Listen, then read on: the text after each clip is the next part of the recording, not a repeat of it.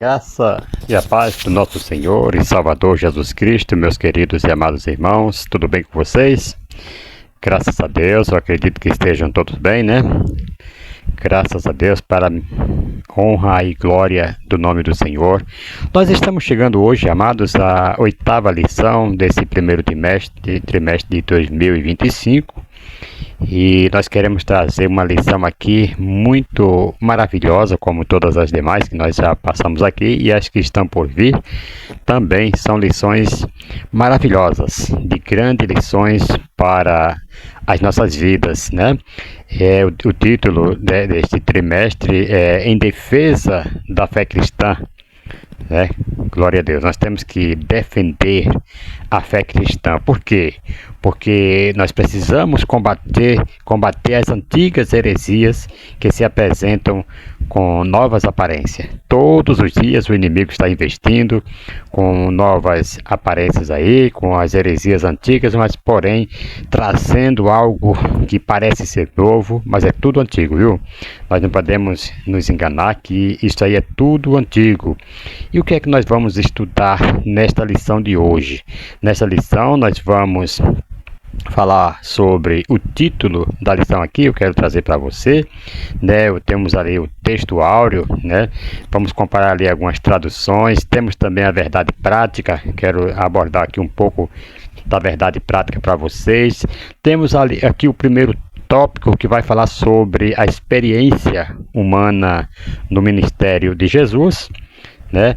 E segundo tópico nós vamos falar sobre heresias que negam a humanidade de Jesus.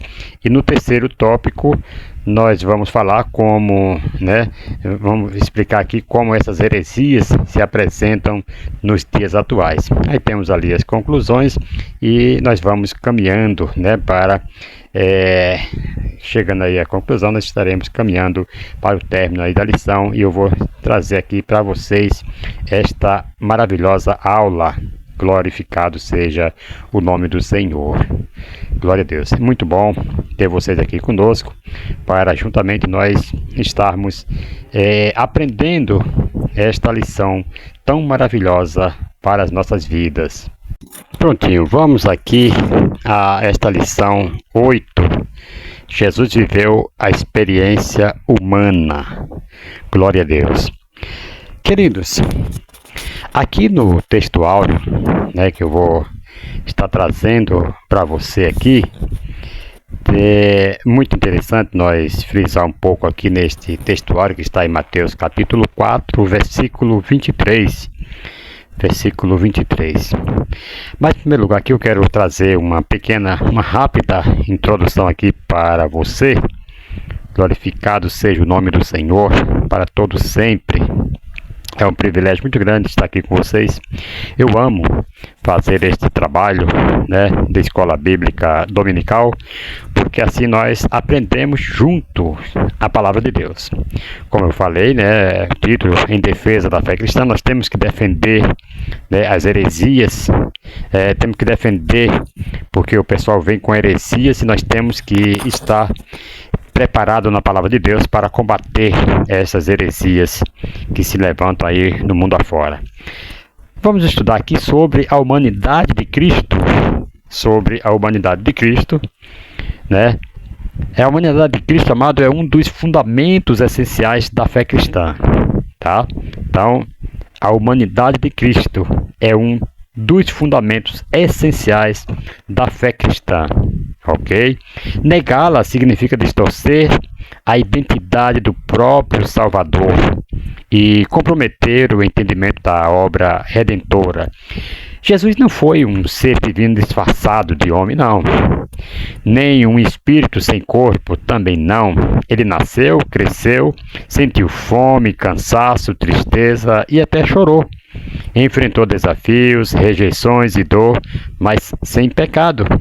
Este estudo aqui, amado, explora como Cristo experimentou a condição humana refutada, né? Refuta aqui heresias que negam essa verdade e revela como tais ideias ainda se manifestam hoje. Então, conhecer a verdadeira humanidade de Jesus fortalece nossa fé e nos aproxima mais dele. Ouça isso no nome de Jesus. Temos aqui sobre o título da lição. Na lição 3, nós aprendemos que Jesus veio ao mundo como homem perfeito, plenamente humano, mas sem pecado, né? Tem aqui algumas referências, João 1, 14, 2 Timóteo, por aí sucessivamente. Estudamos aí também na lição 5 nós estudamos sua divindade revelada por seus atributos e obras. O Novo Testamento ensina que Jesus é plenamente Deus e plenamente homem. E na lição 7 nós destacamos como a natureza divina e humana se unem na pessoa bendita de nosso Salvador. E na aula de hoje focaremos na experiência humana do nosso Senhor Jesus Cristo. Glória a Deus. No texto deste estudo, o termo experiência refere-se à vivência real e concreta de Jesus como ser humano. Isso inclui aí suas interações sociais, emocionais e físicas, bem como os desafios e limitações inerentes à condição humana. Então, a experiência de Cristo não foi uma simulação ou aparência de humanidade, mas uma participação genuína em todas as dimensões da vida humana, exceto no pecado, né? Claro, ele passou por crescimento, aprendizado, sofrimento e emoções, demonstrando assim sua plena humanidade. Então, ele viveu essa experiência humana, ouça isso no nome de Jesus. O textuário diz assim, vejam só, Jesus andou por toda a Galileia, ensinando nas sinagogas, anunciando a boa notícia do reino e curando as enfermidades e as doenças graves do povo. E no textuário aqui da lição nos diz assim, nós estamos aqui lendo na tradução NTLH, Mateus capítulo 4, versículo 23, e na tradução aqui que está na lição diz assim, percorria Jesus toda a Galileia, ensinando nas suas sinagogas e pregando o evangelho do reino e curando todas as enfermidades e moléstias entre o povo. Glória a Deus. Irmãos, aqui o texto, desse textuário aqui, se alinha perfeitamente com o tema do estudo, porque demonstra a experiência humana de Jesus em sua missão terrena, certo? Primeiro, movimento físico e esforço humano. A frase Jesus andou por toda a Galileia mostra que ele percorreu cidades e vilarejos, enfrentando cansaço e desgastes físicos como qualquer ser humano. E segundo, vida social e relacionamentos. Ao ensinar nas sinagogas e interagir com as multidões, Jesus se envolveu ativamente na sociedade, experimentando aceitação e rejeição também. E terceiro, compaixão e emoções. Ao curar os enfermos e aliviar o sofrimento do povo, Jesus demonstrou a empatia e compaixão genuínas, características essenciais da experiência humana. E quarto, ensino e comunicação. Como homem, Jesus ensinava com palavras compreensíveis, adaptando-se à cultura e linguagem do povo. Glória a Deus. Então, tudo isso aqui ele passou essas experiências como experiência humana, ouça isso no nome de Jesus. E a verdade prática, nós temos aqui, o Senhor Jesus Cristo teve vida social, amigos, parentes, interagia com as pessoas e era conhecido dos vizinhos e moradores de Nazaré, onde fora criado. Vamos aqui, alguns tópicos aqui que eu separei aqui desta verdade prática. Primeiro, vida social ativa. Jesus tinha amigos, famílias e relacionamentos cotidianos como qualquer outro ser humano. Ele convivia com discípulos, conforme vai dizer capítulo 15 de João, versículo 15. Ele participava de celebrações, como diz lá em João capítulo 2, versículo 1 ao 2, que vai falar do casamento. Foi ali onde ele realizou seu primeiro milagre. E assim sucessivamente. Ele visitava casas, como diz lá em Lucas 10, 38 ao 42. E segundo, conhecido em sua cidade. Ele não era um estranho em Nazaré, pelo contrário, reconhecido por seus vizinhos e conhecido como o filho do carpinteiro. Mateus capítulo 13, versículo 55. Outro tópico aqui interessante, a interação humana. Jesus conversava com pessoas de todas as classes sociais, líderes religiosos e tudo mais. Ele conversou com os líderes religiosos, conforme nós podemos ver com Nicodemos, lá no capítulo 3 de João, versículo 1 e 2. Conversou com os pecadores, Mateus 9, versículo 10 ao 11. Conversou com os samaritanos, né? Capítulo 4, versículo 7 ao 26. E até crianças também, Marcos 10, versículo 13 ao 16. Glória a Deus. Engrandecido é o nome do Senhor. Nós vamos aqui pular a lição, a leitura bíblica em classe. Provavelmente cada professor vai ter aí a escolha de ler na sua classe juntamente com seus alunos, né? Mas ela está lá no livro de João, capítulo 1, versículo 43 ao 51. Aí volta lá para Mateus, capítulo 26, versículo 37, 38 e o versículo 42. Ok. E eu quero desde já, ir para o primeiro tópico juntamente com vocês. Glória a Deus. Irmãos, vai nos falar a experiência humana no ministério de Jesus. Os debates com as autoridades. Glória a Deus. Glorificado e exaltado é o nome do Senhor e Salvador Jesus Cristo. Vamos falar aqui sobre os debates, né, com as autoridades religiosas. Os debates de Jesus, amado, com as autoridades religiosas e políticas revelam a sua experiência humana de várias maneiras, destacando como ele enfrentou desafios próprios da condição humana, como oposição, injustiça, incompreensão e até mesmo hostilidade, né? Tudo isso aí Jesus passou nos debates. E nos debates, Jesus interagiu com grupos políticos e religiosos distintos, demonstrando aí que viveu aí plenamente dentro das dinâmicas sociais da sua época. Ele navegou por discussões sobre tributos, conforme você vai ver lá em Mateus 22, versículos 17 ao 21, né? Falou sobre ressurreição, Mateus 22, versículo 23 ao 33, e o maior mandamento também, Mateus 22, versículo 34 ao 40, mostrando que compreendia os dilemas humanos e sabia lidar com eles. Glória a Deus. Segundo subtópico, glorificado seja o nome do Senhor. O segundo subtópico vai nos dizer o seguinte, vejam só. Segundo subtópico desta lição, a vida social e religiosa. A vida social e religiosa de Jesus. Glória a Deus. Irmãos, aqui o Lucas ele descreve o desenvolvimento físico, mental de Jesus, que crescia em estatura e em sabedoria, como diz lá em Lucas 2, versículo 40 e o versículo 52. Ele interagia com as pessoas, independentemente de sua condição social e espiritual. Interagiu com publicanos e pecadores, como diz lá em Mateus 9, versículo 10 e o 11. Interagiu com fariseus e a mulher pecadora, né? Lucas 7, do 37 ao 39. E a mulher samaritana, também ele interagiu com ela, João capítulo 4, versículo 9 ao 15. O seu crescimento, amados, e interação com diferentes grupos sociais demonstrava que ele viveu plenamente como homem, passando por todas as fases do desenvolvimento humano. Primeiro, ele crescia, né? Teve ali o seu crescimento físico e intelectual, conforme nós vemos lá em Lucas, capítulo 2, versículo 40 e o 52. Enfatiza que Jesus não apenas existiu como homem, mas passou por um processo real de desenvolvimento. Ele crescia fisicamente em estatura. Você vê que ele passou por esse processo fisicamente como homem, né? E também intelectualmente, né? Espiritualmente, ele crescia em sabedoria e graça.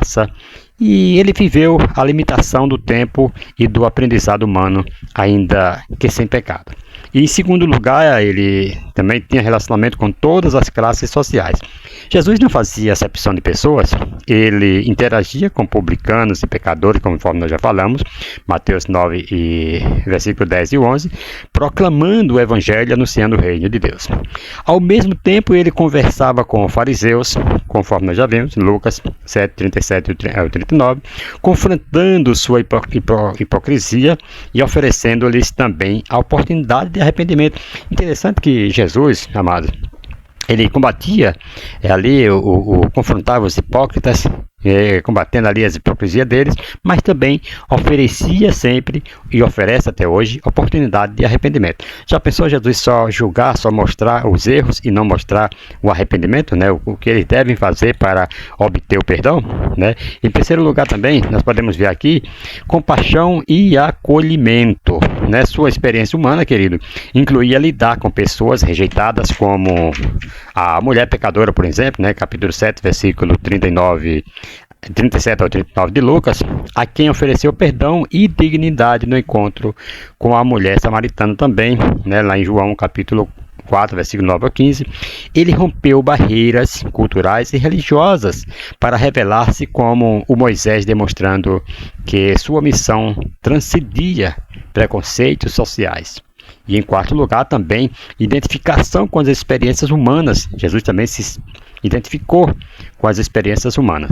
Ao crescer, aprender e interagir com diferentes tipos de pessoas, amados, Jesus viveu plenamente os desafios das experiências humanas, né? Ele experimentou fome, cansaço, alegria, tristeza e compaixão, tornando-se o perfeito sumo sacerdote que pode se compadecer de nossas fraquezas, como diz o escritor aos Hebreus no capítulo 4, versículo 15. Glória a Deus. Então, amados, é muito importante frisar isto aqui e termos em mente que Jesus Cristo, ele existiu, ele nasceu, cresceu e aprendeu e se relacionou com todo esse tipo de gente e oferecendo perdão para a humanidade.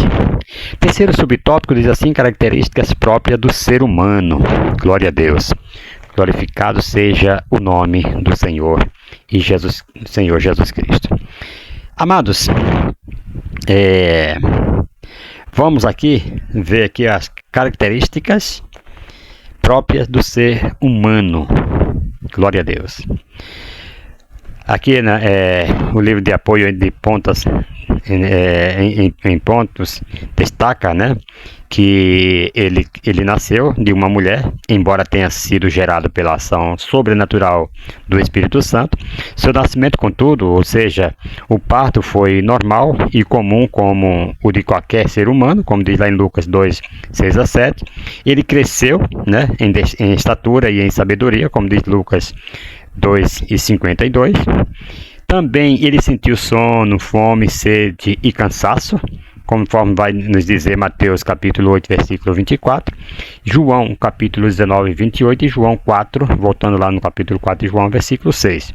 Ele sofreu, chorou e sentiu angústia, né? Você vai ver isso lá em Hebreus 13, versículo 12, Lucas 19, 41, Mateus 26 e 37, e por aí se vai. Ele teve mãe humana, além de irmãos e irmãs, né? Mateus 12, versículo 47, Mateus 13, 55 e os 56. Ele morreu, embora tenha ressuscitado ao terceiro dia, passando pelo ardor da morte, né? Como diz a primeira carta aos Coríntios, capítulo 15, versículo 3 e o versículo 4. Ele deu provas materiais de ter um corpo humano, 1 João 1 e 1, Lucas 24, 39 ao 41 também. Outro ponto, ele foi feito semelhante aos homens, mas sem pecados, né? Hebreus 2, 17 e Hebreus 4, versículo 15. Irmãos, assim como o pecado, como é pecado negar a humanidade de Cristo, como diz lá em 1 João, né? 4, versículo 2 e 3, e 2 João, versículo 7, que 2 João não tem capítulo, é só um capítulo mesmo, versículo 7.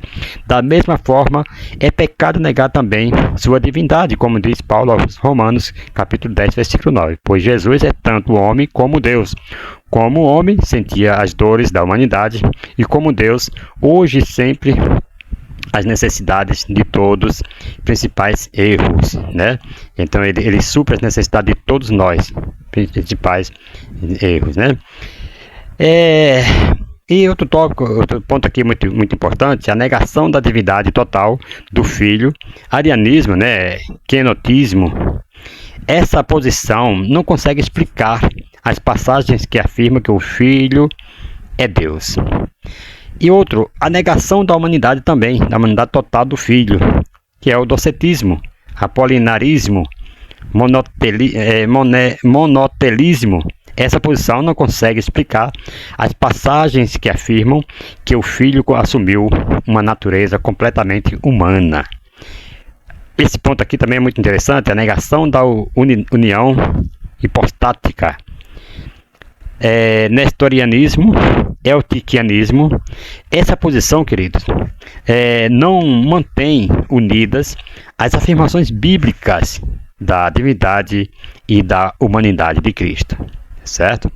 Glorificado seja o nome do Senhor e Salvador Jesus Cristo.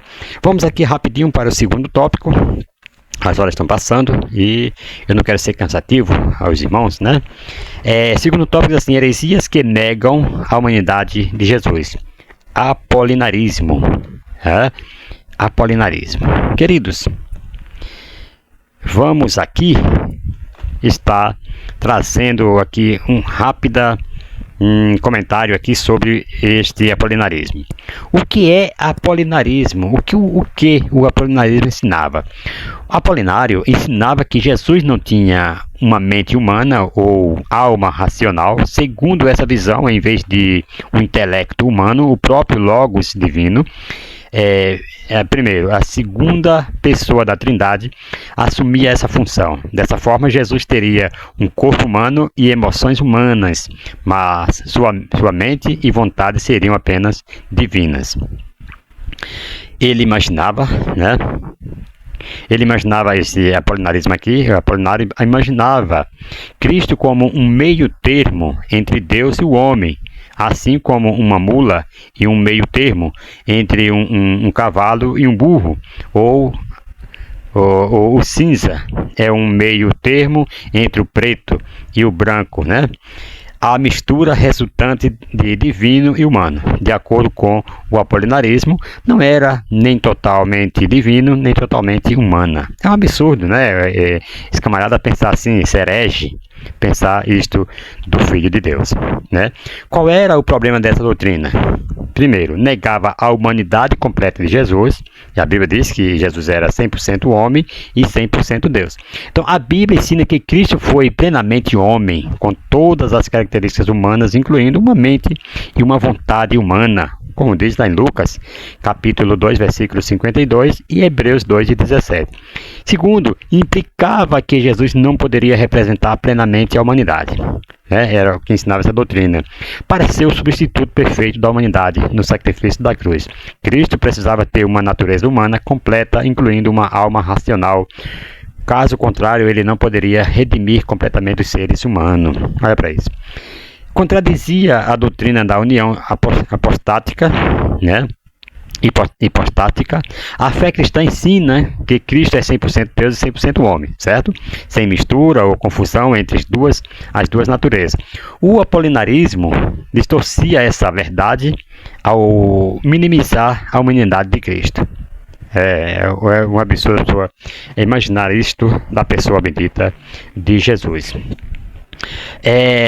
Segundo subtópico do tópico 2, a reação da igreja. A reação da igreja. Vamos lá. Eu estou pulando aqui a leitura. Tem muitas referências, tem muitas coisas aqui. E nós formos ler, nós vamos tomar muito tempo aqui dos irmãos. Isso aqui eu vou deixar para vocês, né, professores, falarem em suas classes com seus alunos. Isso aqui é só apenas uma pré-aula para que você possa ter aí um conteúdo, né, ver aqui o pensamento de cada um desse apolinarismo e tal.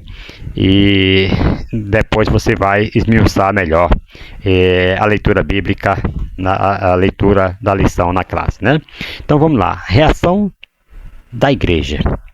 refutação teológica, né? Grandes teólogos da época, como Gregório de Nazianzo, Gregório argumentava que para que Jesus pudesse salvar plenamente a humanidade, querido, ele precisava assumir toda a natureza humana, incluindo um corpo humano, uma mente humana e uma alma humana. Se Jesus tivesse apenas um corpo humano, mas não uma mente humana, como ensinava Apolinário, então ele não teria redimido completamente os seres humanos.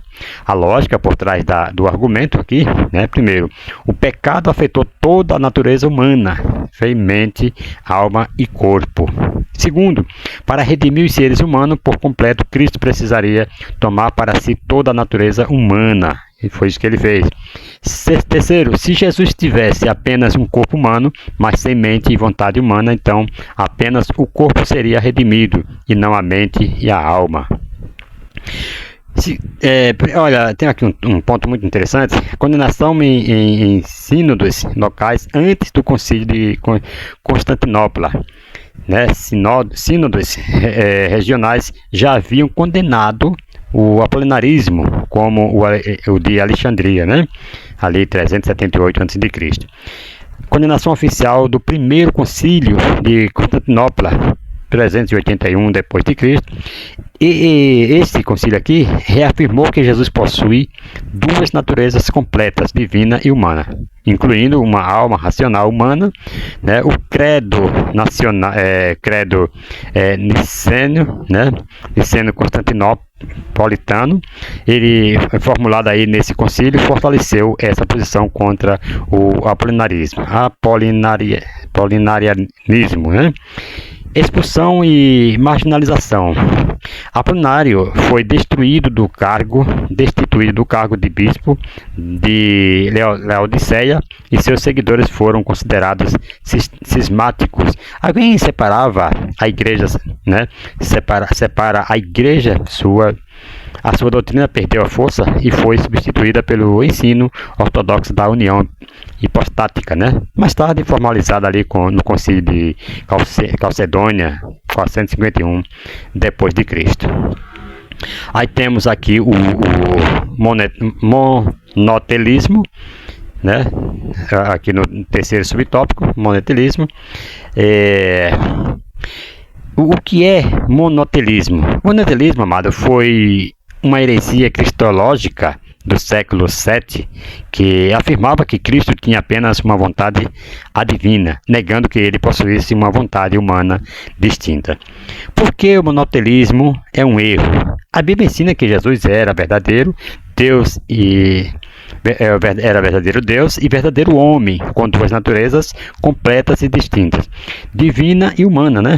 Assim, ele também possuía duas vontades, uma divina e a outra humana, que operavam em harmonia, mas sem misturar.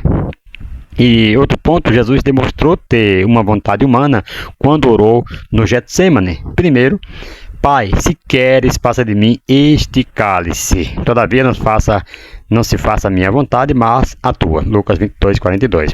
Aqui ele distingue, né, sua vontade humana da vontade do Pai, mostrando que tinha uma vontade própria, mas que se submetia à vontade divina. Outro ponto, se Cristo não tivesse uma vontade humana, ele não teria sido plenamente humano, o que comprometeria aí sua capacidade de representar a humanidade e de obedecer perfeitamente de obedecer perfeitamente em nosso lugar. Hebreus 4:15. E reação da igreja ao monotelismo. Primeiro, refutação teológica. Teólogos como Máximo, o confessor, argumentaram que, se Jesus não tivesse uma vontade humana, ele não teria obedecido como verdadeiro homem, tornando nossa redenção incompleta. Condenação no terceiro concílio de Constantinopla, 681 d.C., o monotelismo foi formalmente rejeitado. E a igreja afirmou que Cristo tem duas vontades distintas, mas em plena harmonia, conforme sua dupla natureza divina e humana. cisma dos monoteístas. Após a condenação da heresia, alguns seguidores continuaram defendendo o monoteísmo e se separaram da igreja, tornando-se cismáticos, certo? Engrandecido é o nome do Senhor e Salvador Jesus Cristo. Terceiro tópico, como essas heresias se apresentam nos dias atuais. Como? É o terceiro tópico que nós vamos aqui estar comentando. Quais países Jesus visitou quando esteve entre nós? Qual país ele visitou quando esteve entre nós? Vamos lá. Primeiro, Egito. Mateus capítulo 2, versículo 14 e 15. Jesus foi levado ao Egito ainda criança quando José e Maria fugiram da perseguição de Herodes. Isso cumpre a profecia de Oséias 11, versículo 1. Do Egito chamei o meu filho. A permanência de Jesus no Egito foi temporária, até que Herodes morresse e a família retornasse para Israel. Segundo, que ele visitou Israel. Lucas 2, versículo 39 ao 52. A maior parte da vida de ministério de Jesus ocorreu dentro dos territórios que hoje correspondem a Israel e Palestina. Ele cresceu em Nazaré, ministrou na Galileia, na Judeia e visitou cidades como Jerusalém, Cafarnaum e Betânia. E ele também visitou Fenícia, atual Líbano. Está escrito lá em Marcos 7, versículo 24 ao versículo 31, por ali. A passagem bíblica menciona que Jesus esteve nas regiões de Tiro e de Sidom, na antiga Fenícia, onde curou a filha de uma mulher, Ciro Fenícia. Isso aqui demonstra que seu ministério não se limitava apenas em Israel, mas alcançava também os gentios. A lição corretamente alerta sobre crenças infundadas que alegam que Jesus teria viajado para lugares como Índia, Estados Unidos e outros. Não há nenhuma evidência bíblica, ou histórica, confiável para essas alegações. É só apenas especulações, Jesus na Índia. Essa teoria é propagada por movimentos esotéricos, e pela nova era. Afirmam que Jesus teria aprendido misticismo oriental, mas isso não tem fundamento. A formação de Jesus seguiu o contexto judaico e seu ensino reflete a Torá e os profetas, Outro ponto aqui interessante, Jesus nos Estados Unidos, os mormons ensinam que Jesus teria visitado as Américas após sua ressurreição, aparecendo a povos indígenas. Isso contradiz totalmente a narrativa bíblica, que afirma que após a ressurreição ele apareceu a seus discípulos e ascendeu ao céu. É isso que a Bíblia fala. Não fala que ele esteve lá, nos Estados Unidos, não. Isso aí você pode ver lá em Atos capítulo 1, versículo 9 ao 11, que fala que ele apareceu aos seus discípulos ali e já ascendeu ao céu. Outros mitos, algumas teorias conspiratórias, sugerem aí viagens à Inglaterra ou ao Tibete, mas não há qualquer base documental séria. A Bíblia nos orienta a rejeitar fábulas, como diz lá em 1 Timóteo, capítulo 4, versículo 7. Então nós já sabemos que aquilo que for fábula, que for comentários falsos, não devemos acreditar, devemos rejeitar, pois essas narrativas disturpam a verdade sobre Cristo e desviam os crentes da fé genuína. Ouça isso no nome de Jesus. Segundo subtópico deste tópico 3, segundo subtópico, nós vamos aqui já estar indo para o final. Glorificado seja o nome do Senhor. Jesus era visto como alguém da comunidade. Glória a Deus. Jesus era visto como alguém da comunidade. Louvado seja o nome do Senhor para sempre. Irmãos, a lição combate a ideia errônea de que Jesus teria passado anos fora de Israel aprendendo ensinamentos estrangeiros. Mas Jesus não precisava disso. Jesus, ele é o intelecto, ele quem nos deu todas as línguas, então ele precisava de aprender, A pessoa, Jesus aprendendo ensinamentos estrangeiros. A Bíblia apresenta em Jesus plenamente inserido na cultura judaica, tanto em sua formação quanto em sua vida cotidiana. Os textos bíblicos, né, citados aqui em Marcos 6 e Lucas 4, eles mostram que Jesus era bem conhecido em sua cidade. Ele foi criado em Nazaré, onde sua família era identificada pelos moradores. Seu ofício de carpinteiro e seus parentes eram conhecidos, demonstrando que ele cresceu e viveu no meio do povo. Sim, esse aqui era conhecido como carpinteiro.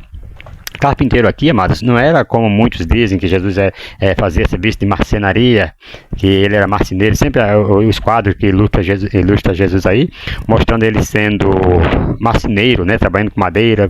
Não, e carpinteiro aqui, se você for puxar pelo original, você vai ver que ele era um tipo construtor, era tipo o pedreiro de hoje, né? Então, vamos lá. E outro ponto aqui, as pessoas viam Jesus como um deles. A reação dos nazarenos ao ensino de Jesus não foi dizer: este homem veio de outro país, né, com uma nova filosofia, não, mas sim questionar como alguém tão comum poderia falar com tamanha autoridade. Isso mostra que Jesus não era um estrangeiro, nem alguém que voltou depois de anos, né, fora, mas sim um membro familiar daquela sociedade.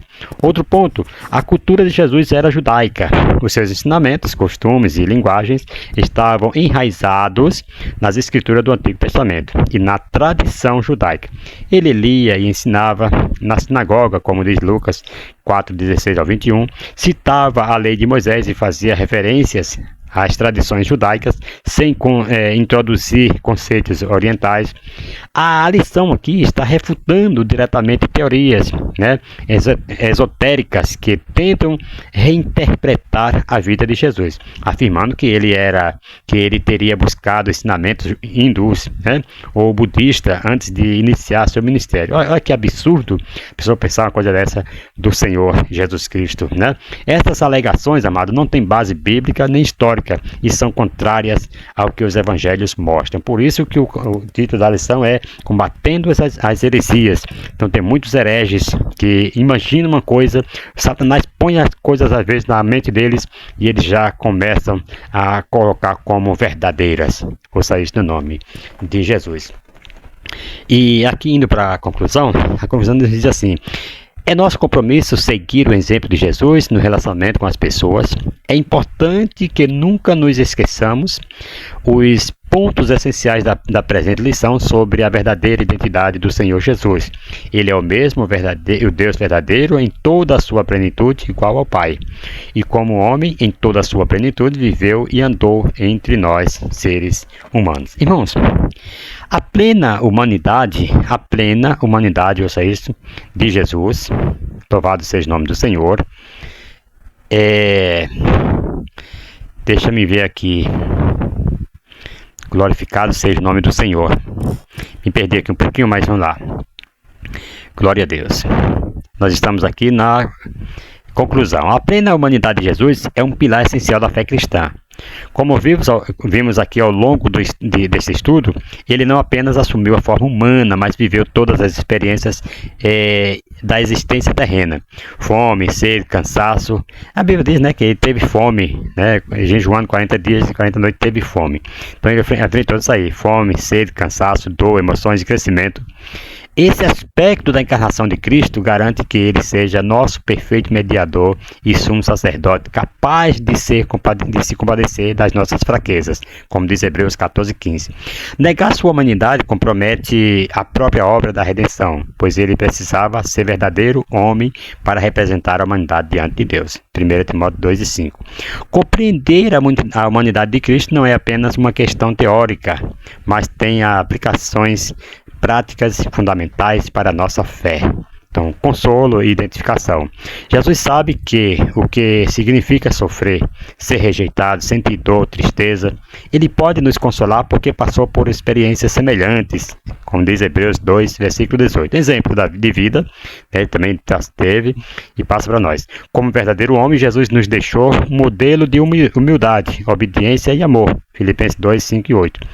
Fundamento da redenção. Se Cristo não fosse humano, ele não poderia morrer em nosso lugar. Sua humanidade garante a realidade do sacrifício expiatório, como diz Hebreus 10:10.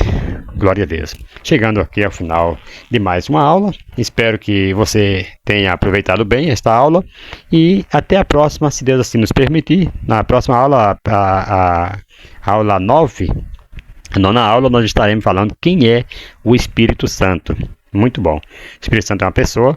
Espírito Santo, nós vamos aqui mostrar que ele tem mãos, ele tem sentimento, nós vamos trazer aqui um estudo sobre o Espírito Santo que é extraordinário. Não perca que temos muito aqui, né, a aprender com o Espírito Santo. Que Deus abençoe a todos, em o nome do Senhor e Salvador Jesus Cristo. Até a próxima. Se não houver o arrebatamento da igreja, estaremos aqui de volta, trazendo mais uma aula para o nosso aprendizado, em o nome de Jesus Cristo. Amém. Fiquem todos na paz do Senhor Jesus.